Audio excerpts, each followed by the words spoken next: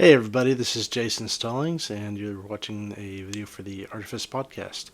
Please like, share, subscribe, all that good stuff. And today I want to talk to you about the commission that I did in 2020 for Lyons and Simmons LLP. I'm kind of recording this a little bit after I did a video for another commission that I would later do for them for 2023. So I'm recording this a little bit later. But in any case, wanted to reflect on this because this was a really good experience that kind of came at a very unusual time. But I initially was introduced to this client through Amanda Hill, who is a wonderful designer in Dallas who's a collector of mine as well.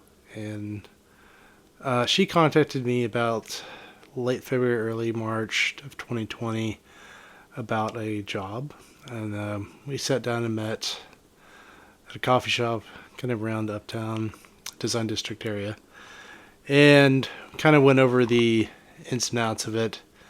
She showed me or gave me a sense of the scale of it, and I was pretty excited and, really, that was a wonderful opportunity. Now, the initial inspiration for the painting and a lot of commissions I've done is this piece, Can You See Me, which was one of the first pieces I did in 2006 that was sold. I was still in college. Did that under Professor Joy Flynn. There's a whole nother video and a whole nother whole article I wrote about that, very long one. But that sort of gets into the origins of the visual dynamics, the design, the inspiration, how I kind of play off music, things like that. But with this one, I was asked to kind of create something similar visually. The client really liked and gravitated towards the colors of the piece. So, with that in mind, what their idea was to create something a little bit related to the cases that they do, and that's something I've done for them twice on another occasion in 2023 or recently. The approach was very different for this one. The wall finish was a pretty stark white background, and given the scale, it was about 8 by 10 feet. I definitely had a lot of room to work in my natural mode, my natural tendencies. That being said, there was a lot of work that went into coming up with ideas, doing drawings, preliminary sketches of sorts that you see here in one of their offices. Now, I would refine the sketch process a little bit more later. In this case, these sketches ended up being more something that I use for like kind of mood, visuals, aesthetic, not so much final designs, because when I did the first sketch, I didn't even have a sense for the ideas they were looking for. But I did present these 3 sketches. They liked the idea of them, but we definitely agreed that it needed more iteration, more development. Now, you can guess what happens next. The deposit for the commission is all set, and I had the materials purchased right as everything was shutting down. I was working a job for Hazel Art Supply that I'd been in for about 4 or 5 years, and the pandemic and this commission were sort of a catalyst and an impetus for me to move on from that job and into another job that I had at the Winston School later. But also, I got kind of motivated to create something, and luckily I had all the time in the world to do the finished piece. So that took me about maybe a couple weeks, 2.5 weeks, when all is said and done, just like 8-hour days, probably 7 days a week, just working on this commission, which given the complexity of the work, makes sense.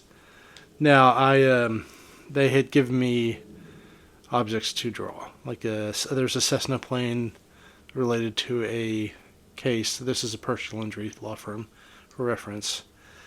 There was a oil rig, which is kind of an interesting dynamic to create something that relates to the oil and gas industry, and not saying something, I guess, positive about it, but there was no positive or negative intended. It was simply, this is what the firm does, this is their story, this is the kinds of clients that they represent, that are wronged by these companies, so to speak. I don't mean to speak out of turn, but it's personal injury. They are defending the interest and the well-being of their clients. So that being said, I had other ideas that slowly came about that helped me to ultimately create this really interesting narrative that tied the whole piece together. And there was this giant sort of tree root structure, and in the middle there was a kind of a flower of sorts. It's been a while. I don't remember the exact flower or the meaning of it. I think it had to do with giving life and being generous, things like that. And the whole meaning of it was positive, but the initial sketches, I think it was even like a daffodil or something like that. I don't know if it was exactly that, but through the sketches we kind of determined the idea was good, but the way it was rendered wasn't quite working for them. Because this is a sort of masculine, inflected kind of thing, that required further abstraction, which actually lended to sort of the strength of the piece ultimately. And I did get a lot of collaboration, a lot of guidance, and a lot of back and forth with not only Amanda, but I worked with my father on it. Not only did he help me kind of build the canvas, but we also kind of went back and forth on discussing ideas, how the piece was rendered, visual dynamics, things like that. And so there's a few things that have references to oil rigs, oil and gas, but they are not necessarily they're not defending the oil and gas companies. They're not defending the companies that make the plane. They're the other end of the equation there. So when I was working on this piece, in the middle, I'd realized that some of the areas had gotten a little bit dark. So that's where I kind of jogged my memory working with this original piece, where there's a lot of work involved using sandpaper, kind of doing a reductive process, getting a lot of lights and darks. So on top of that, in this piece there was a little bit of a use of soft pastels, a lot of fixative, but mostly, I'd say, majority of it is acrylic. A little bit of water-soluble graphite, which I started using in my pieces around this time to get that instant light and dark contrast. And ultimately, this is when I started to kind of simplify the actual mediums I use. It's no longer kind of everything in the kitchen sink, but maybe 2 or 3 mediums: water-soluble graphite, acrylic, and maybe oil pastels or soft pastels. And yeah. But that being said, I really enjoy this piece, and I think the other thing that really stood out in making this piece, because of the circumstances of the pandemic, I didn't really see myself wanting to make this dark negative, well, quote unquote negative, or there needed to be some kind of positivity in the world because everything was literally going to hell, at least in the short term, really for the rest of that year. But that being said, there was this really interesting thing. I mean, it made a lot of sense at the time, where I had these hidden vignettes of people in Windows.